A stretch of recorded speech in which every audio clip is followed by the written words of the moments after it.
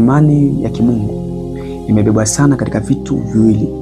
Kitu cha kwanza katika kusikia, lakini kitu cha pili ni katika kuona.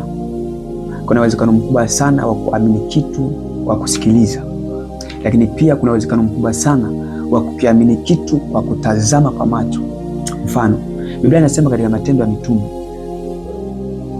Petro na Yohana ulipofika wakati wanaenda hekaluni, Biblia inasema kwamba walimkuta kiwete mlangoni. Lakini yule kiwete ilikuwa ni desturi yake siku zote akawa na waomba watu fedha. Lakini wenyewe akasema, sisi hatuna fedha, bali tutakupa hiki tulicho nacho. Akamwambia, simama na uondoke.